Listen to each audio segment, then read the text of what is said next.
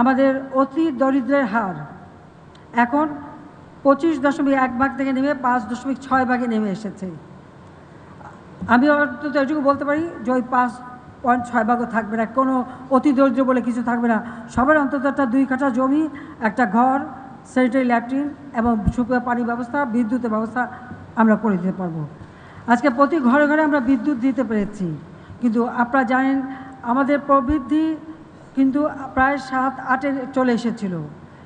মূল্যস্ফীতি সবসময় আমরা নিয়ন্ত্রণ রেখেছি, কারণ মূল্যস্ফীতি যদি কম থাকে, প্রবৃদ্ধি যদি উপরে থাকে, তার সুফলটা সাধারণ মানুষের কাছে পৌঁছায়।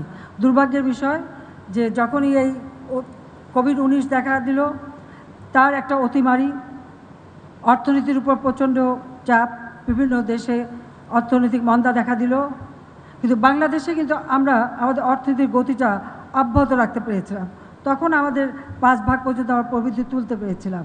কিন্তু এরপরে রাশিয়া ইউক্রেন যুদ্ধ, স্যাংশন কাউন্টার স্যাংশন, 11 বার গাজায় যুদ্ধ, মানে গাজার উপরে যে ইসরায়েলের হামলা এবং গণহত্যা, তার ফলে আজকে কী হয়েছে, পরিবহন ব্যয় বেড়েছে, পরিচালন ব্যয় বেড়েছে, প্রতিটি জিনিসের দাম বেড়েছে। আমরা যে সমস্ত জিনিস বিদেশ থেকে আমদানি করতে হয়, আমাদের ডিজেল, পেট্রোল, আমাদের গ্যাস, সার, গম, পেঁয়াজ, আলু, অনেক কিছু, পেঁয়াজ, অনেক কিছু আনতে হয়। প্রত্যেকটা জিনিসের দাম বেড়ে গেছে, সেই সাথে সাথে পরিবহন খরচ বেড়ে গেছে। তার ধাক্কাটা এখন এসে লাগছে আমাদের। এতদিন আমরা যেটা ধরে রেখেছিলাম, এখন সেখানে একটা আঘাত এসেছে। এই স্যাংশন কাউন্টার স্যাংশন এগুলি যদি না হতো, আর যদি এই যুদ্ধ না হতো, তাহলে হয়তো আমরা আমাদের স্মুথ গতিতে যেতে পারতাম। কোভিড-19-এ আমরা তো সাধারণ মানুষ সকলের জন্য ভ্যাকসিন দিয়েছি বিনা পয়সায়, টেস্টিং বিনা পয়সায়। ধনী দেশগুলিও কিন্তু করে নাই, এটা আমরা করেছি। আমরা যেভাবে এটা মানে মানুষকে সুরক্ষা দিতে পেরেছি, যদিও এটা করতে যেয়ে আমাদের বহু মানুষ জীবন দিয়েছে, তারপরেও আমরা কিন্তু এটা করতে পেরেছি। ঠিক এইভাবেই আমাদের দেশের, আমি মনে করি যে আমাদের গ্রামের অর্থনীতিকে যত শক্তিশালী আমরা করতে পারবো।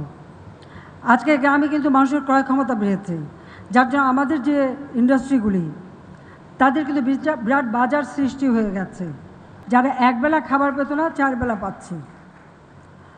এই জায়গাটা নিয়ে এসেছিলাম, কিন্তু দুর্ভাগ্যের বিষয় যে এখন একটা উদ্বেগের বিষয় হলো এই যুদ্ধ, স্যাংশন কাউন্টার স্যাংশন সব কিছু মিলে সারা বিশ্বব্যাপী যেখানে মূল্যস্ফীতি, সেখানে আপনারা জানেন যে ডলারের দাম বেড়ে গেল, প্রত্যেকটা জিনিসের দাম বেড়ে গেল, আমাদেরও খরচ বেড়ে গেল, ঋণের সুদ বেশি দিতে হচ্ছে, সব দিক থেকে একটা প্রচণ্ড চাপ। কিন্তু আমি বিশ্বাস করি, যে জন্য আমি সারা দেশের মানুষকে আহ্বান করেছি, 1 ইঞ্চি জমি যেন অনাবাদি না থাকে। আমাদের ফসল আমাদের উৎপাদন করতে হবে, আমাদের খাদ্য আমাদের আনতে হবে।